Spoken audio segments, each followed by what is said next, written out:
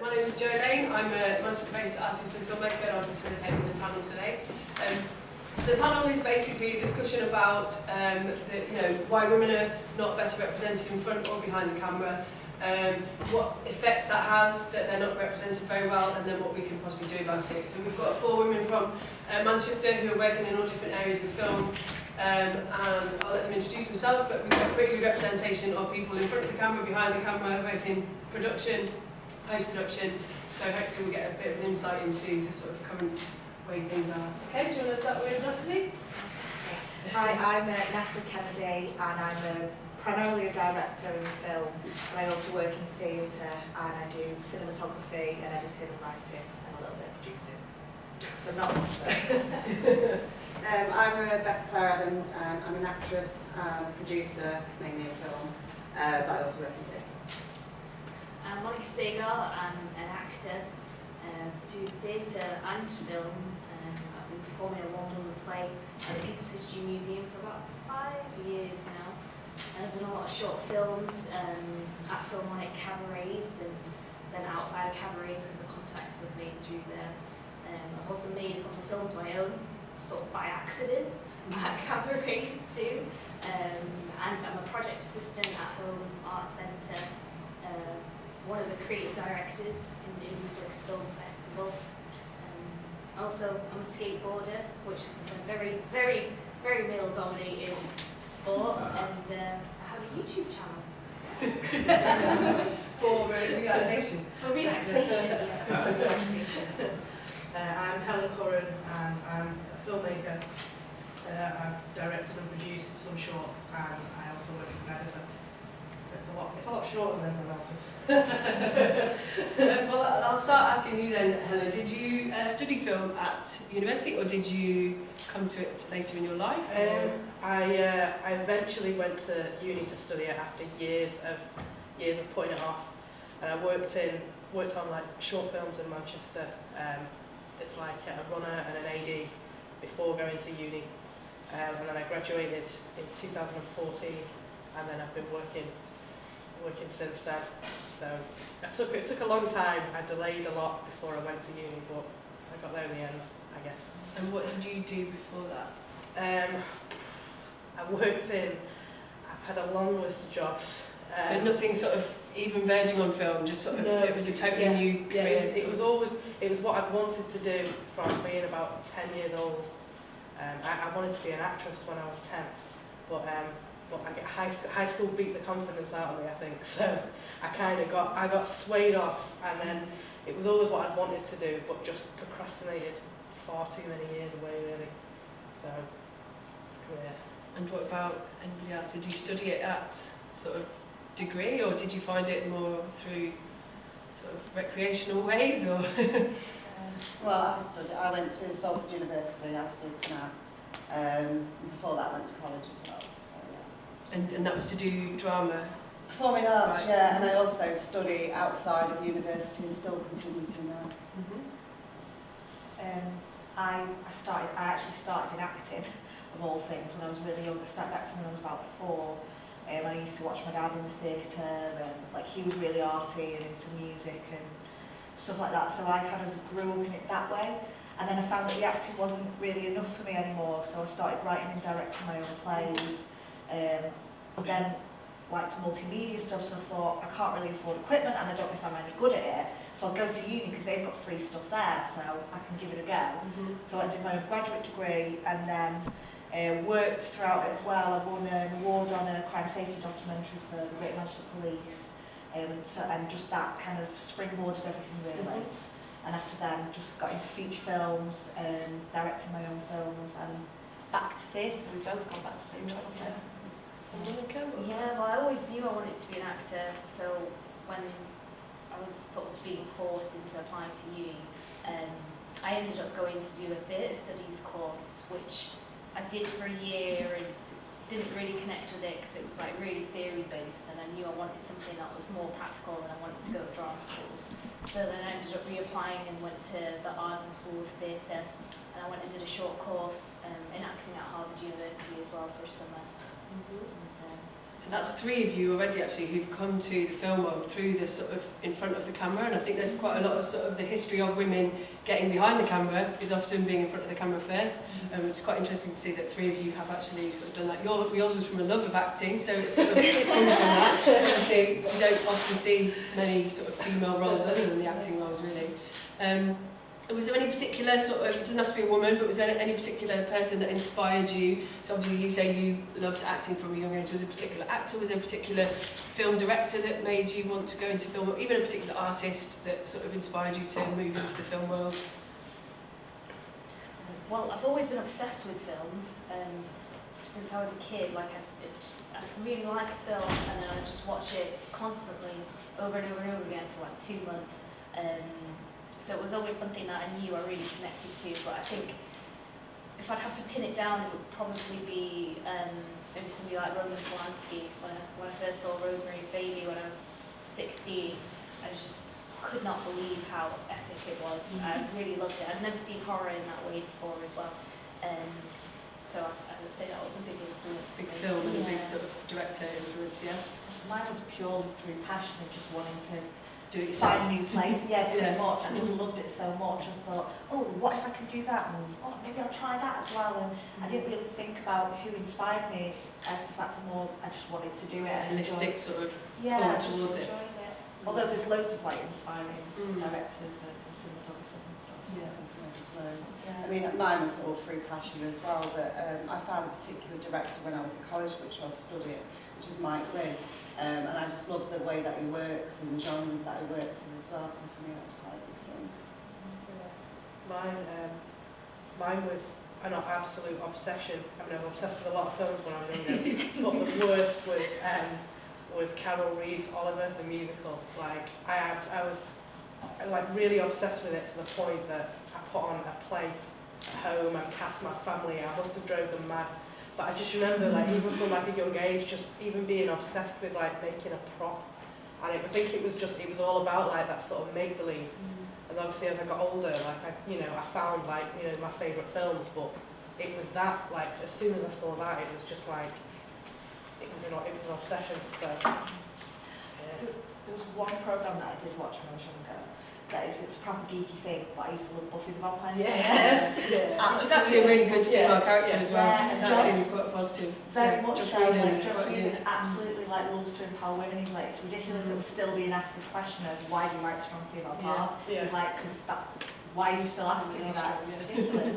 He said that's just people out there. And that's what I found that really inspiring, because it's like, she's like petite and blonde and kick-ass basically. So, I really enjoyed that. Going back to your musical love, have you seen London Road? No. No, because that's a fantastic sort of musical film now, which is it's quite haunting really, because they've sort of taken a really serious subject and made it into a musical, and it's just, it's quite haunting. So the statistics are that like only 22% of the protagonists in top-ranking films are women. So I just wanted to ask, especially sort of on the actor front, sort of have you found that? Do you find that sort of roles for women are really stereotypical, really dry, like maybe requesting quite a lot of nudity? Do you feel that there's less work for female actors, or? Yeah, completely. Yeah. I mean, I started producing to try and give myself more opportunities. And yeah, there's loads of like great male roles which could easily be played by females, and especially in like the lower end, like short films, unpaid work. There's people that are asking women to come on set and do nudity scenes, and there's no pay, and it's ridiculous really. And there's so many stories out there that can be told that can be from a female perspective.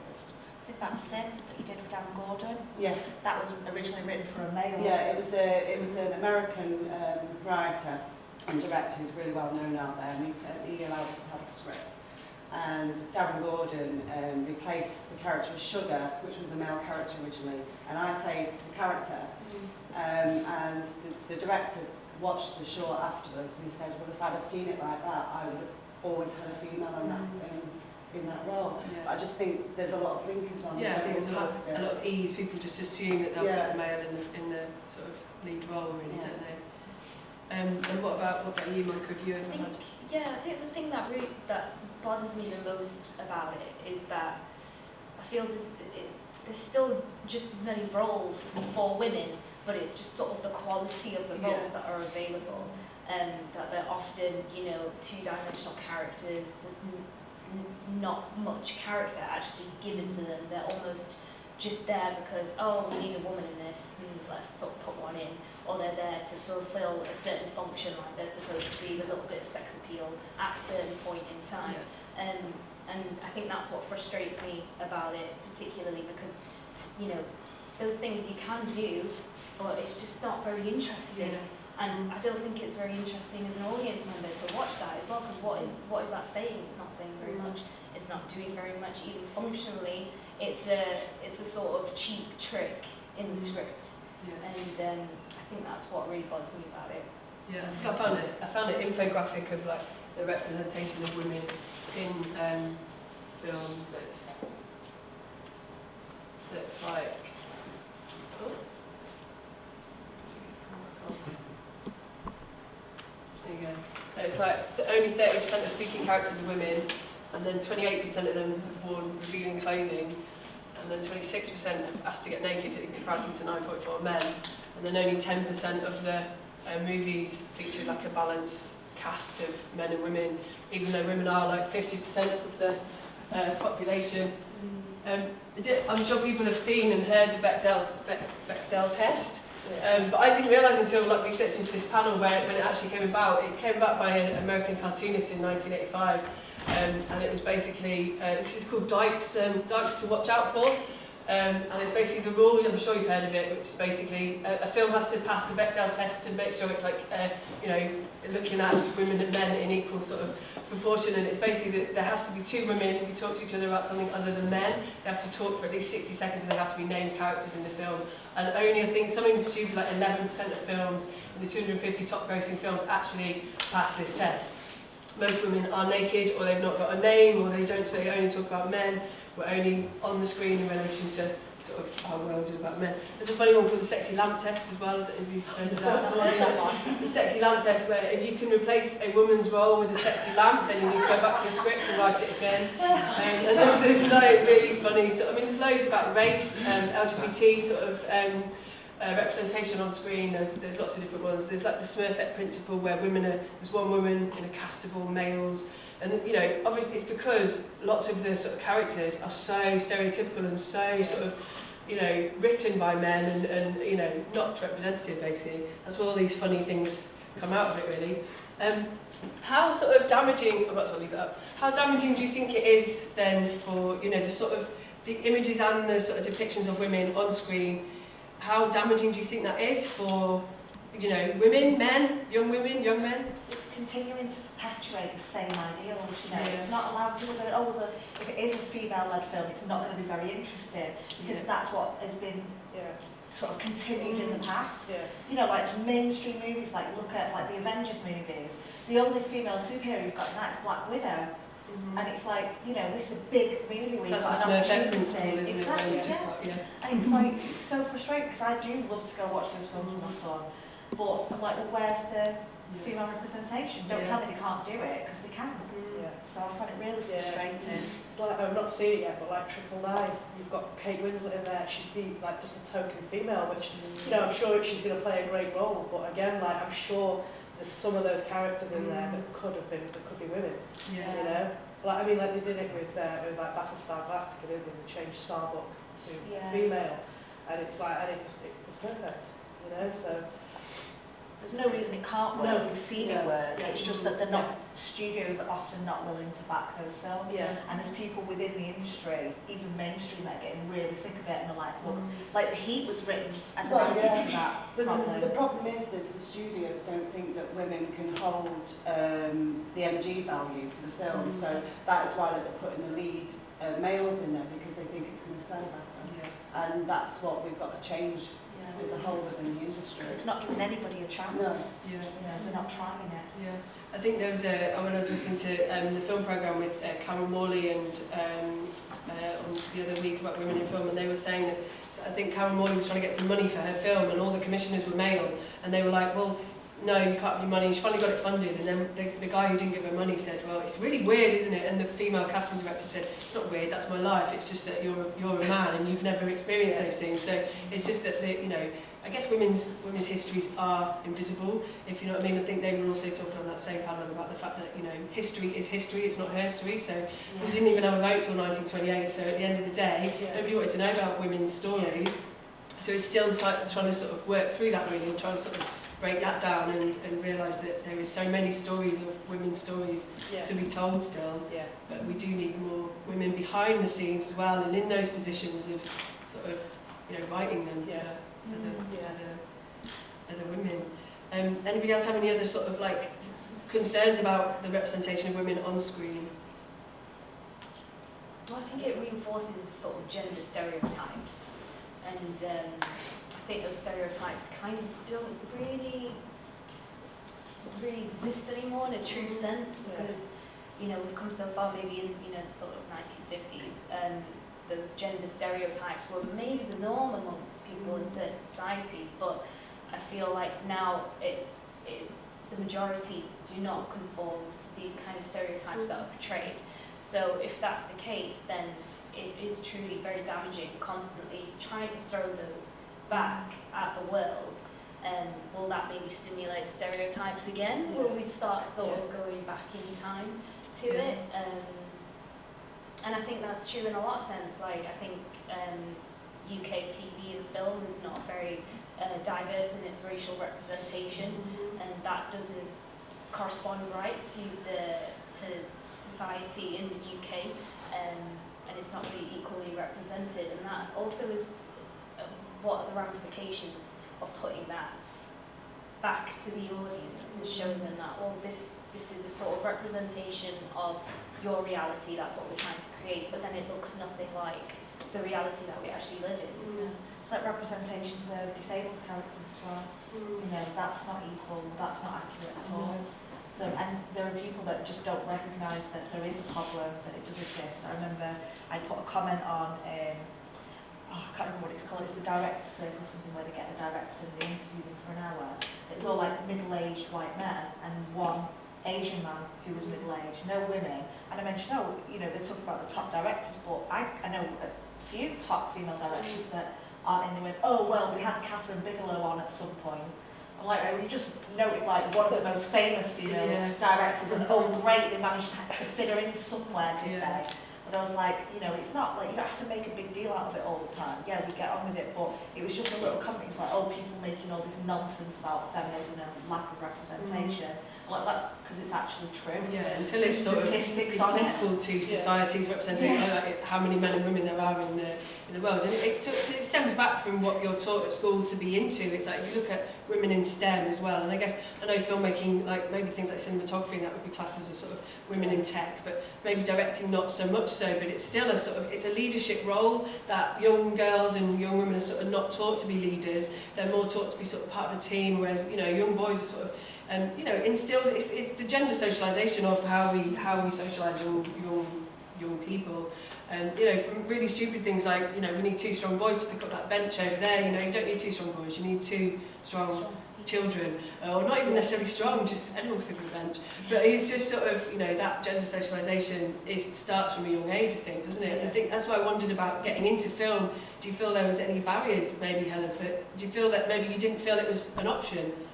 It was, I remember like when I went to uni, like getting near a camera was just, I gave up in the end, because it was like, I don't mean to sound awful, but it was like all the boys just flocked to it. Like it was a naked woman or something. It was just like, and it was like, and I remember, I think I got near the actual camera once, and it was one of those things that, I mean, I never like really desired to work in the camera department, but while you got that opportunity, you want to at least try, and it just never. It was one of those things that I just ended up giving up on, and there's a lot of. It was very much boys' club, so it's like whenever I've got a shoot on, I always try and make sure that there are females in the camera department to try and break up that boys' club that it gets, and it's. So I mean, as a female, I'm you know, I'm glad that I don't have to try and break into the camera department because, It's not you going know, no. There was a scenario a while back where we were working on a film and talking about the boys' club. I mean, Natalie is a very, very good cinematographer, and she was working on the set as a cinematographer, and the boys kept jumping in front of her shots, nicking her shots. Yeah, and going like, quick, we've not got that, go. You know, like literally standing in front of me, I went, get out of my way, you're in the shot. In what respect? Why were you working against each other? That's the thing, we weren't meant to Just be kept working against each we weren't other. supposed to be, it wasn't a Right. competition. We were meant to be working together, but the fact of the matter, she was getting the better shots with using her imagination, and they were just jumping in front trying to get the shots off her. And in the end, they actually used one of Natalie's shots, but didn't credit her for it. Yeah. I remember you saying earlier that somebody actually went to take your camera off you. Yeah, somebody took my camera that I paid for with my own money. They said, oh, you're too short, because I'm only 5'2", and I had to shoot a guy that was like 6'2", and I mean, it is difficult, don't get me wrong, and they were like, oh, you can't do it, you're too little, and you can't handle that, let's just give us the camera. Just took it off me, started trying to get the shot, couldn't get a good shot, and went, give me my camera back. I literally stood on a car, right, to get the shot. I had the camera on my head, and I was looking up at the monitor to get the shot, and I got the shot. You know, so for all the things, they couldn't get it, but they didn't think I could because I was a woman, couldn't handle the camera clearly, and I was a shorty.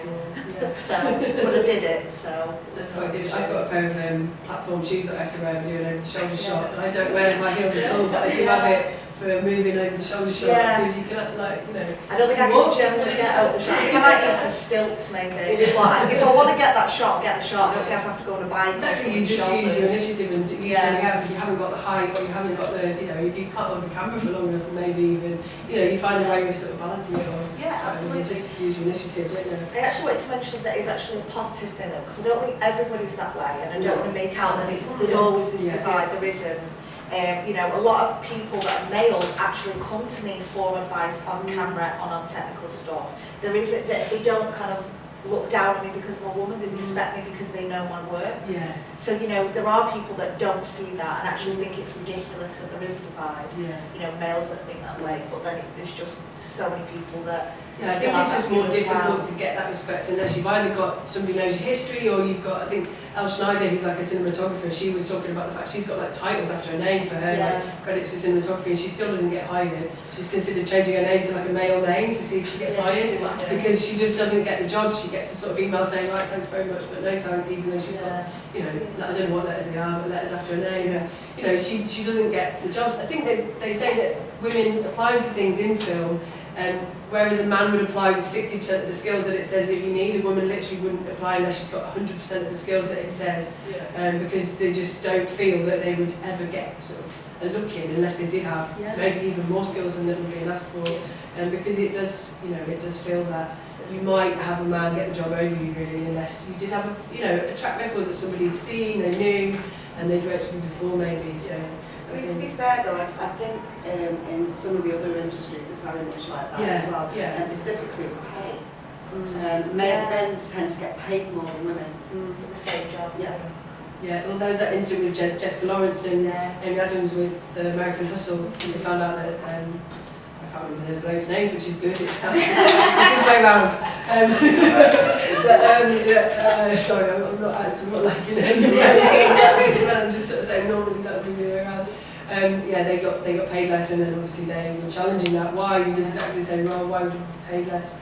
I think female cinematographers sort of similar, it's a similar thing like with not necessarily having access to the same sort of equipment maybe, or not necessarily sort of, another sort of great quote by Elle Schneider was talking about how everybody needs a bit of intimacy and privacy with technology to get used to it and learn it, and maybe women even more like need a bit more privacy to do that, because you're aware of the stereotypical views about women with technology. Even then when I was going to press the button I thought this better bloody work, because I just feel quite embarrassed that we're doing this panel and then I can't work the sort of thing, but as you're so aware of that you just need a little bit more privacy to work through your technology, because otherwise, you know, you don't have that confidence to go out on set and run professional shoots.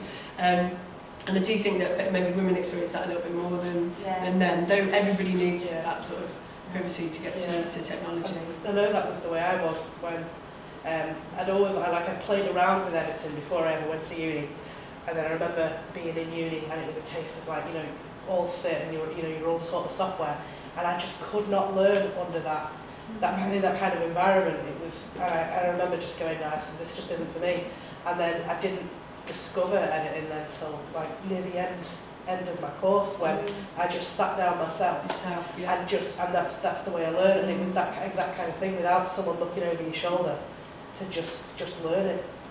So yeah. I mean, sometimes that's the best way anyway, self-taught. Yeah. It's like, I mean, I was trained as an actor and then self-taught myself to produce. I mean, I've my own business in the music industry as well, so that kind of was transferable. But I do think a lot of the time self-taught is the best way, because you have that time to yourself to be able to do what you need to do for you.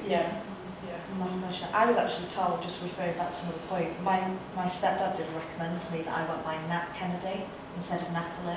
Oh, right, in case you were seen as a bloke, Because he thought that it would give me better opportunities to get employed. And I said, no, I don't want to do that, because I'm actually, even if I get less jobs, I'd rather push that topic forward and lose out of it. But it might be cool to turn up and they thought you were a bloke, and then you turn up and you're a woman, and then you have to deal with it in that, deal with that in that scenario, But no, I was thinking it when I read it, and I was thinking, my name's Joe, I could probably get away with it. It might be worth sort of just testing, see if it does any different. So yeah, basically the statistics are that only 19% of the directors, writers, producers, executive producers, cinematographers and editors are women in the top 250 grossing films. So obviously Hollywood is still a sort of boys club. I don't know what the independent sort of film market is like, but I know it's still underrepresented for women. I think not as bad as Hollywood. No, I don't think it'd be as bad as Hollywood. The indie scene is still very, very much male dominated. I mean, especially London. I had quite a few contacts in London, and I don't think I know one female director and one female producer. They're all male. Even in the Northwest, it's still not equal either. There's not equal, no, but there is more in the Northwest than there is in London. And 2% is cinematographers. So I think, and apparently no woman has ever been nominated for a cinematography Oscar. I think there's 4 women who've got a directing one, but no woman has ever been nominated for a cinematography one. So in some respects, because that's why I think I see cinematography as maybe more of even more sort of science, technology, engineering, maths sort of statistics, where there's less women, because it is technical and it is that sort of thing that, you know, women are not sort of socialised to do as much. But yeah, it's obviously that would be great if that could change. But yeah, why do you think then? What are the sort of reasons why you think there are? Obviously, we touched on a few, but what do you think are the main reasons why there isn't as many women directing? I don't know. I mean, the industry's always been male dominated, no matter what. Back from very years and years ago, and I think it is going to take quite a while to change. I don't think it's going to happen overnight at all, but I don't know why. I think it's to do with viewpoints, really, because we're surrounded by a certain culture and certain views. You know, you don't even realise it's going on. A lot of people don't notice things because, you know, we're taught to kind of just fit in and accept the norms, and when it's seen in the media, both in print, online, film, television, you know, you just kind of accept that as the norm, really, and I think it takes you to become very self-aware and conscious of what's around you and really start to break it down and analyse it to say, hang on a minute, there's something not quite right here. And for me personally, when I want to do something, I just go and do it. And occasionally I've come up against barriers and I think, well, I'll just find another way around it, but I don't get why those barriers have to be there in the first place. I do think a lot of people do conform to like how society is, and because they want to be working, they'll take the jobs that there are. I mean, but however, I do think there's more and more people stepping up and standing out now. There's a lot more women coming forward and wanting to have their voice told, so hopefully things will move forward. I feel like education has a massive thing to do with it as well, and I'm not sure how it is for children in schools now, but certainly when I was in school, there were certain things that boys did and there were certain things that girls did, and you weren't allowed to chop and change, especially when it came to things like sport and like the extracurricular activities, like no boys were allowed to join ballet, no girls were allowed to do judo, yoga was only for the girls, and like the boys had to fight to be able to come to yoga. And I think it's not only sort of, you know, the industry being a boys club to begin with, and as women have kind of got to break into it. I think it also starts at that sort of young age when people are trying different things, kids are trying different art forms, and there's certain art forms that they're sort of being told that they shouldn't, or maybe they shouldn't try and get involved in it, or I don't think that's they could try. just right for drama as such, maybe on the more technical side, but for the acting side, I do think it's very much the schools teach it for both, because they teach it for communications, so people communicate. Specifically for the technical. The drama, it's true actually, that's probably quite a sort of, quite an equal, I don't know, I haven't looked at the stats for sort of whether, men and women going into drama, but for the technical side, the directing and the sort of computer science, any of that sort of stuff, I think it is much more sort of promoted to young men, really. Sorry, I don't know if we are allowed to make questions. Yeah, you can do that. I was going to wait till the end, but that's fine. It's fine. Step in. I just because you asked that and you said it's kind of has always been like this, or it's in, and I was going to say context historically, what in the historical context in Hollywood to start with a vast majority of women director, because Hollywood was this part that was all the people, a bit of a strange people left from other sides, people that was a bit edgy, not like conventional, and not a lot about the norms and everything. It was a lot of women directors, and I think that changed. Oh, so in the beginning of sort of film, there was more women directors, possibly even more than now. Is that what you mean? Even more than men at some point in Hollywood. Now I'm talking about. I think now that when it costs money, I think that was back in the day when it was easier to sort of create. It was not as costly, but now obviously it's sort of been filtered out. And also, I think related to the changes on the moral and the history that came after. Like the 20s was much free and open, and then became all the 40s and the 50s, and I think women then were in front of the camera and never again behind till. I think they realised what a big business it was after they realised what money could be made. That's when it began to become more restrictive. It's like can't trust a woman with something where we've got to get business in and make money. And like you said, women were being continually put in front of the camera, probably more so, and that was sort of built up, and then maybe they sort of moved away from the roles behind the camera. And I think maybe the sort of waves of different sort of feminism, I guess, that might have changed that as well, because obviously there's the whole sort of thing of what do they call it, like in the sort of 90s, people sort of taking back the thing and people sort of reclaiming their, like, being able to get naked on screen and stuff like that, and in some respects that's just gone full circle, and now a lot of young women, because I'm a youth worker as well, a lot of young women are just sort of, I've got some research that I always talk about when I go to do workshops with young people. They interviewed like 1,000 15 to 19-year-old girls, and they offered them loads of different professions of what they might want to be, what's their like ideal profession, like a doctor, nurse, teacher, scientist, all these different things. And what percentage do you think chose glamour model? Probably a lot. I'd like to say 1%, but I know that wouldn't be true. 63%, and I see that a lot from this sort of like the way women have started to be portrayed, even more so the porn industry, the objectification of women on magazines like Nuts and all those sort of magazines that came out of that sort of movement. And I think that's sort of gone full circle. I feel like women are being slightly more objectified than they were years ago. And in that respect, young women, they only see the famous celebrity sort of women. They don't see female directors. You don't see and hear about like all these fantastic women who are doing sort of leadership roles. You hear about the celebrities, even at the Oscars, the women who won the Oscars, what they're wearing, what they look like, rather than, no, it's like when Sarah Millican won something and she said, why are you talking about my dress? I won this for my comedy. And women are always talked about what they're sort of wearing. I think it's just so false and so stupid that when somebody's won something for their skill and their talent, that you still revert to what they're wearing and what they look like, as if that's the most important thing. The heel sandal can as well. Oh yeah, somebody refused to wear. Refused to wear, and then they wear that in. They wouldn't I remember hearing about that. Yeah, it was ridiculous. I'd have to have a camera if I was wearing heels, and so I was doing a shot. I'm filming because it's so practical filming in heels. I was trying to get the height, obviously. So one question I was going to ask was, have any of you, so I think a few of you said it actually, that you've sort of written a role for yourself as an actress, as an actor? Why do we say actor? Do we say actress or I actor? think they say Correct, actor now. actor. Is that changed it. what's that? Is that just because? Actress, I think it comes from French, or Yeah. meant female actor, and now it's like, you know, Just actor. actor. And if they're female, we say Female actor or male actor, yeah. I wondered if there was any sort of gender issue going on there, but it was just easier. It's like political correctness. Yeah. Yeah. Have any of you sort of, you said that's why you sort of went into maybe producing or maybe sort of writing your own? It was to get more opportunities, but it was also to like widen my knowledge within the industry and to be able to work in different areas.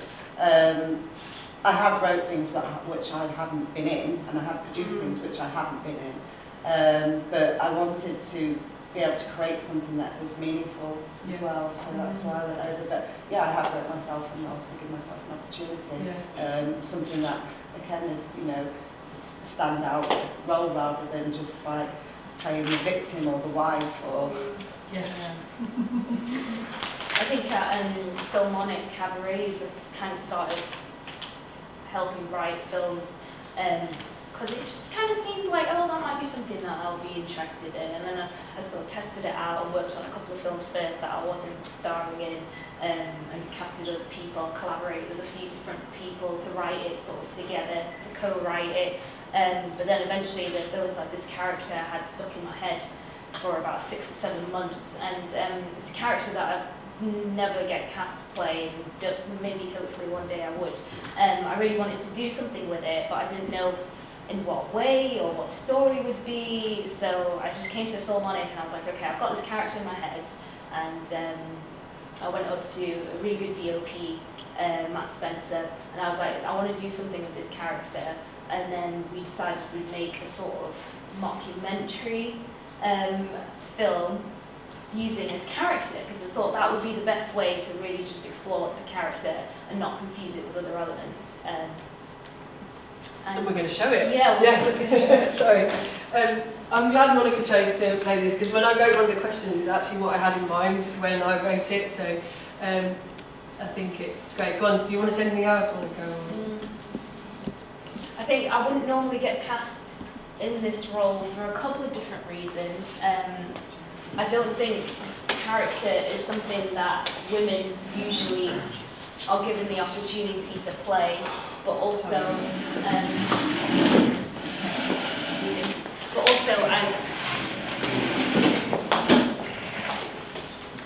as an Asian actor, this is not an opportunity I ever really get to play, but this is something that I can do because I was born and raised in Manchester, and it's a big part of me.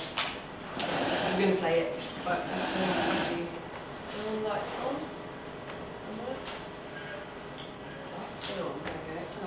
And then we can go to sort of questions to the audience.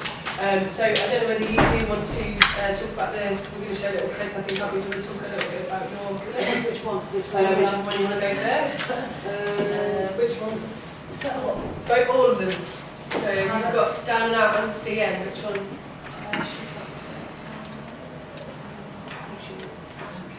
Well, we'll start with Down and Out. That's the most recent one that we've done. Do you want to introduce it? And then Probably should move again. Sorry. Yeah, I can move actually. No, then they can't see it. I've seen it so many times. Well, Down and Out with still in the final edit, so this is like the teaser trailer. It's one that Natalie is directed and we produced together as well. And Natalie also was one of the writers on it. It's a very important project. It's about diversity within the industry using disabled actors. And beyond that, another thing I wanted to promote was the use of more females in Yes, in crew roles as well. And rather than just the stereotypical kind of makeup costume. I think all our HODs, apart from the sound and cinematography, Yeah, we're all female heads of departments, so that was really. I mean, it wasn't necessarily a conscious decision. It's something I tried to do, but I wouldn't want to alienate males, females at all, or anybody, anybody that's different, say whatever. I don't even know what that means, but I just hired people. They were actually best people for the job. Yeah, they were. They were a great team, and everybody jobbed really well, didn't they? Yeah, and a lot of people said they found it a very pleasant set to work Yeah. on, really chilled out. Everybody got to do their job without being pressured or, you know, told to move out of the way or that it wasn't important. Something that I really try and hit home on my set is that everybody's job is important or they wouldn't be there. So there is no, oh, well, you're higher up and then you're there and you're there. It's like, no, that's their time now. They do that. Right, now you go in. And it has to be managed so that everybody gets that opportunity. And is this one you're raising money for at the moment? Yeah, we hit our target. We did a crowdfund on it, and we raised 3,500 through the crowdfund, 2,500 privately, and we also did like fundraising and stuff. So we're over 6,000 now on it, but we're still like getting funds in because we're actually trying to promote the use of more disabled actors, especially in the industry. So we're trying to kind of take it as far as we can. Okay, shall I play? Yeah, go nuts.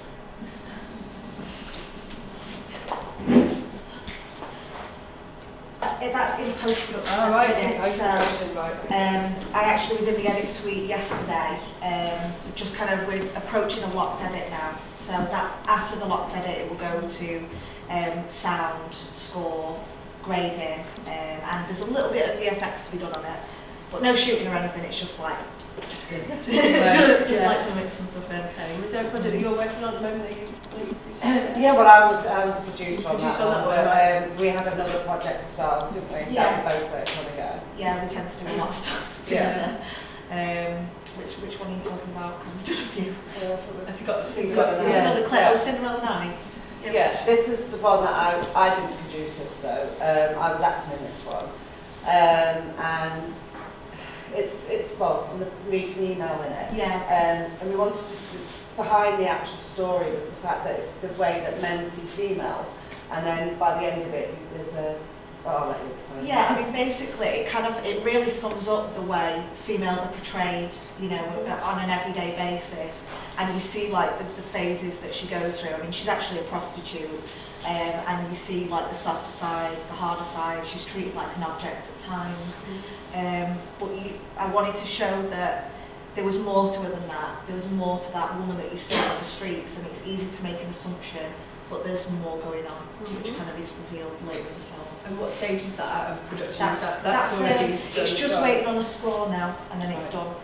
Okay, I'll put that trailer on.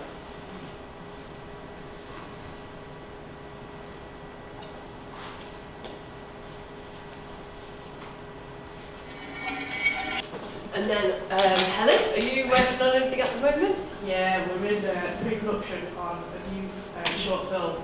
And this is really bad because the two leads are both males, so we can't really fly the flag. But you're making it, so that's... Yeah. We're on.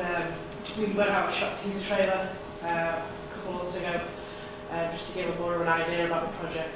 There's a very important female role within it, but it would kind of blow the film if we'd expanded on it. But we're shooting that at the end of April. So it's in the middle of crowdfunding, is it? Yes. And when's the deadline for your... 1st of April. Right, and then you're going into production in April. Yeah. Do you want to tell anybody anything else about the thing, or should... No, just play the trailer.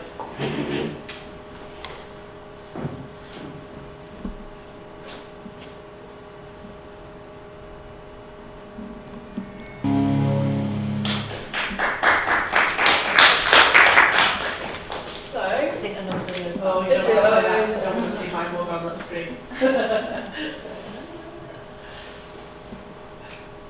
Okay.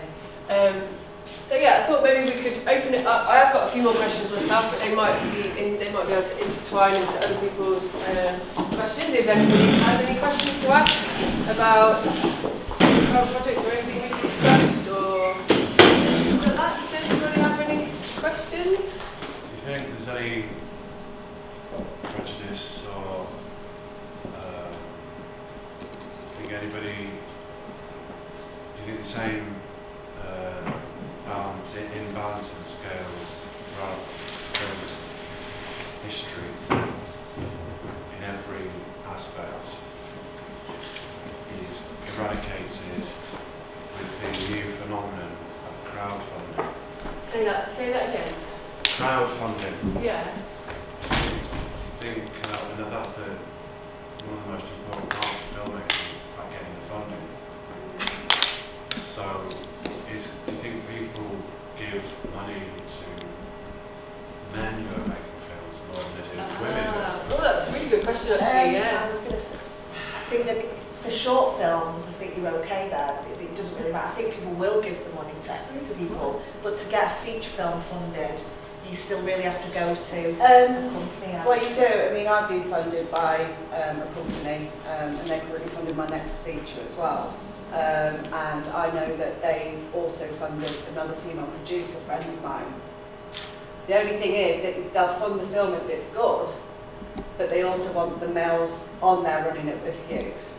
On my first feature with my other business partner, she's female too, they put another 2 producers, like executive producers in there to be there with us, because obviously it was our first feature at the time as well, just to oversee things too.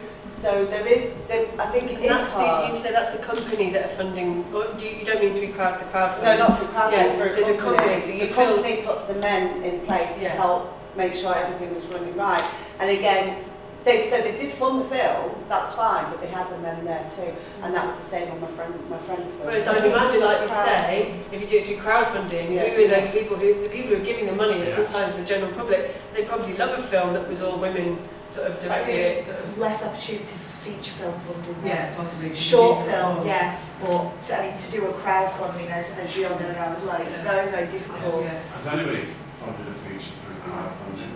Yes, there are people that I'm currently working on a feature at the moment, which you've worked on as well. Fully funded by crowdfunding.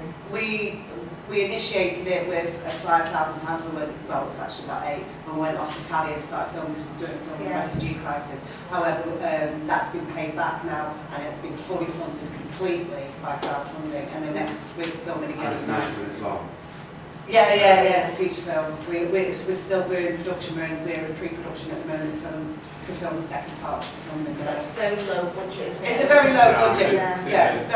It's shoestring budget, but. I mean, I think the whole crew cast and crew decorations. Yeah, but it's minimal. It's minimal. Decorations. Well, yeah, they will do now. That's Switch Yeah. And to be a feature, I mean, the hope is that through this, maybe the work on that concept eventually, but for this, it's just a short. I think getting funding through the likes of Creative England, I think they actually tend to work for a lot of females. There's definitely like female. Yeah. They've also got the Funny Women Fund, which is a £10,000 fund for women who want to write comedy, who they definitely have to want to be a feature film director. You sort of,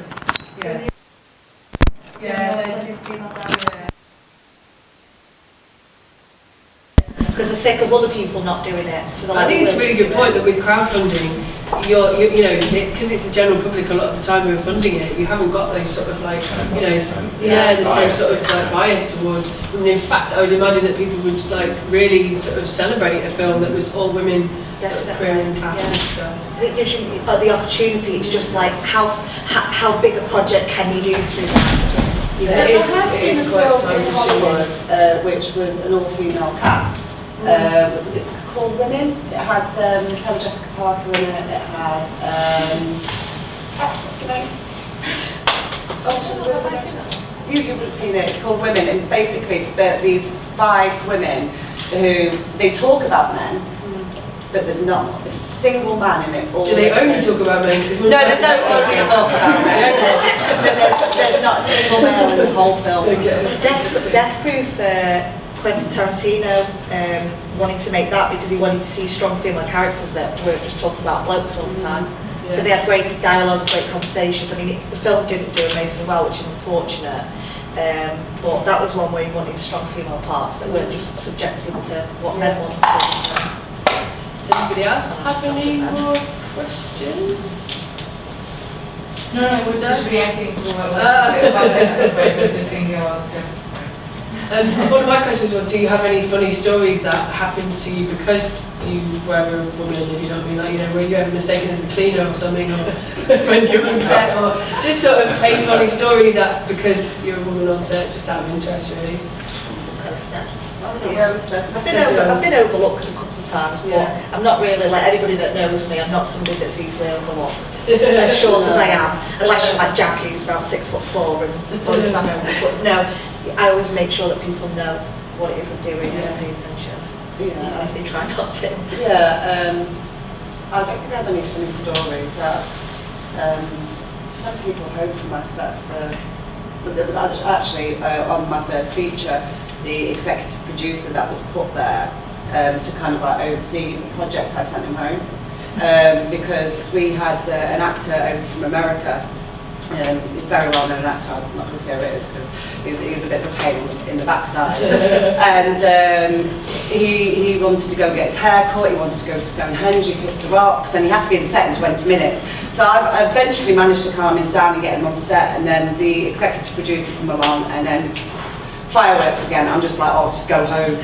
So sometimes, you know, men being there is not always a great thing. It can be a bit of a hindrance. Yeah, I've worked on an all-female sort of girl second camera on a film that Adele Myers has been making, which is called Rochester, which is basically the fact that the Manchester scene was, none of the women in the Manchester scene were ever documented. So she went back and she started recording, and people did say it was just such a different shoot. It was such a nice, relaxed. Not that other shoots aren't, but you know there is a sort of different style, and yeah, it's a new sort of experience being on an all-female set, and I definitely sort of wouldn't mind being on more of them because I think it's quite.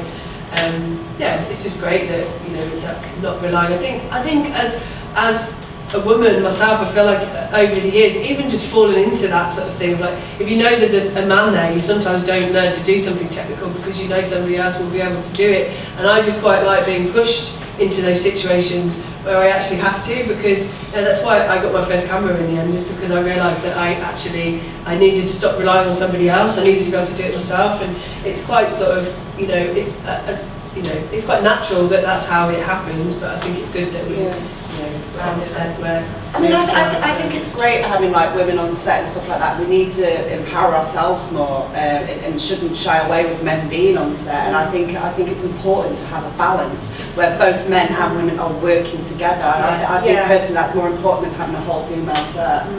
Trying to prove a point is working alongside and being being treated as equal rather than segregating ourselves. Yeah, I think I just like a bit of both really. Yeah, I think it's good to try. It's nice to, I know for me, I just push myself. I don't really want to wait for anybody else to do it. I just like to do it. I'm like, and any time I go on a set, I don't know how to do anything. I'm always over and like with the crew and like, right, how do you do that? And how do you get that effect? And so that I can go away and learn it myself. And I think that's the thing. It's easy to become complacent and go, oh, well, somebody else could do it. It's fine. And not that I'm saying that's what you did, obviously. But I think that there are people that are guilty of it, and they'll go, oh, well, there is somebody there, so I'll kind of just let them do it, because it's easier to let them do it than to fight them and go, no, I want to know how to do that. But I'm a bit fiery, I suppose. We both, this is why we get on. I just want to do it anyway. So, and I think that if we all push ourselves more to do it anyway, then I think it will make it easier for people later down the line. Don't take no for an answer ever. Does anybody have any more questions? Yeah? You mentioned working together and working with a lot of other women as well. Do you feel that there is a strong support network in the industry for women, helping other women out, or is that something that you also have to push for, it being quite a competitive industry anyway? It's very competitive in some circles. I think there's other people that do like to work with each other, but I do think it's also quite competitive. It can be competitive, but one thing that I've been trying to push for the last couple of years is like to stop fighting against each other. And I don't just mean women against women, I mean women, men, whatever. I'm trying to say to people like, look, I'll let you know about this job and you go for this job as well. I'm not going to like hide it from you so that I can get it. But you know, just remember, like, let's help each other a bit more. You know, it's really, really hard industry, and I don't think that stepping on people on the way up is really beneficial, because if ever you do fall back down again, which is likely to happen, you're going to meet those people again. So, and not that that's the only reason to do it. We should help each other anyway. It's not because we might fail somewhere. It's because it's the right thing to do. And somebody that is going to go for a job, the right person will get it. And if you're not getting the jobs you want, just go and make them for yourself. Don't wait for somebody else to give you something. Just do it.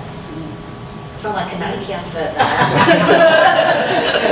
I think it's a very healthy attitude though, you're right. I'm an actor and I think it's the same for actors as well, where people keep the cards very close to the chest, and I think everybody benefits if everybody's very open and honest and shares any I'll help information anyone. I'll help anyone. I always say, if you want me to share your crowdfund, if you want me to donate, let me know. I'll pass it around. I'll let people know. I'll help you find crew or actors.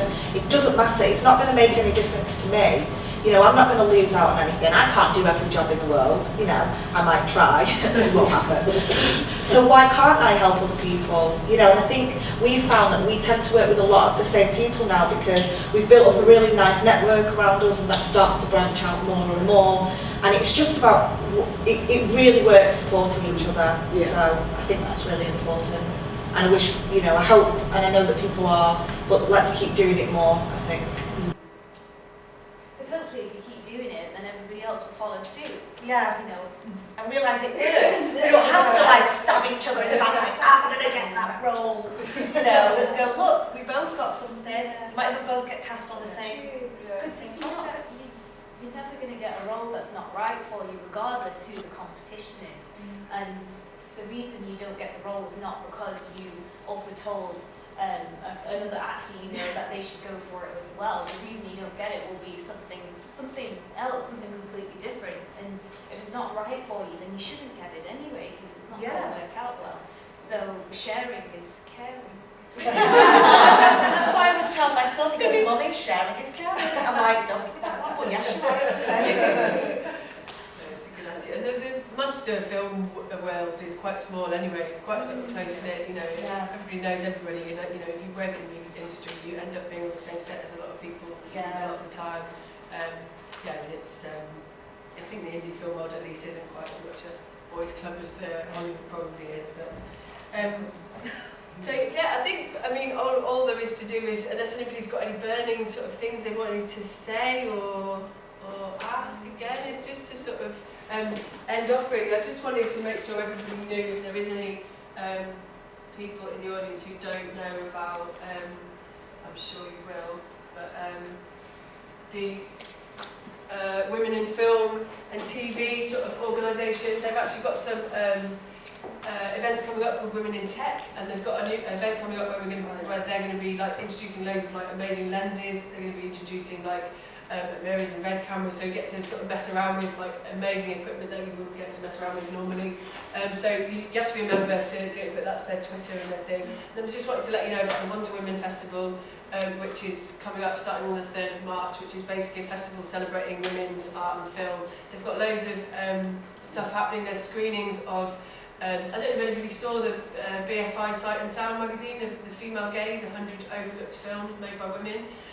Girlfriends is in there, who is a 1978 film, and I remember looking in that magazine and being quite upset with myself. I only know about 3 of the films, so they're not just overlooked by general public, but overlooked by a film sort of buff as well, and I just think it's quite sad really. They've got a couple of amazing films. They've got like a reenactment of Thelma and Louise done by comics, theatre performances and stuff. There's loads of really cool stuff. There's a discussion at home on Sunday about young characters in young women's novels and the relationships between women in those sort of novels. So there's loads of stuff. There's it's a pretty good sort of thing. I think there's another sort of film festival as part of it as well, which is going to be discussing sort of women in film. So it's just and just to end on the fact that I guess the way to change this is to make sure that we write and we direct films and any theatre productions and anything with amazing, fantastic, complex, diverse characters of women, basically for young and old, and just sort of think about the way we can twist it really, and just it's for the benefit of men and women, isn't it? You know, creating sort of complex characters that are female and that are male just leads to a better sort of media and industry, really, doesn't it? It's like, what do we want our children to grow up and say? I look at my son and I see some of the stuff he's watching, and he comes out with like kind of sexist things, not realising what he's heard from other people. Obviously, I'm correct him. He's like, Mummy, you're not strong because you're a girl. I'm like, whoa, whoa, whoa. I'm 5'2", like up to here on me, and I carry you a mile. I'm strong. You know. I often sort of flex my muscles in workshops with young people. Often I was like, I'm strong. It's just sort of like, I don't know why, it just feels like a need to do to prove that women can be strong. But yeah, I think it is really important for young people to see really positive role models and male and female. Male and female, exactly. Yeah, without a doubt, it's disabled and able. Exactly, ethnicities and religions. There was a trailer I was going to play earlier on if it felt sort of suitable at the time. But if anybody wanted to look at it, it was the Misrepresentation. It was a 2011 premiered documentary at Sundance Film Festival. It's basically all about like the amount, how much television we watch, how much media we watch, and so therefore how responsible they need to be about the messages that they are giving to us. And the only messages sort of about women is pretty sort of stereotypical and degrading, really. So yeah, it's a pretty good. That's a pretty good film to watch, which covers all what we've talked about today. But yeah, thank you ever so much for coming. There's loads of Kino stuff happening. There's the screening at 6:30 of the Women in Film screening. Then we've got Made Up North at 8:30, and then tomorrow there's like Best of Fest at 12 at Anthony Burgess Museum. There's at Cervantes. There's some Euro Cine stuff, and then there's the awards ceremony at 7:30. So still got some good stuff for Kino happening as well if everyone's around. Thank you all for coming. Yes.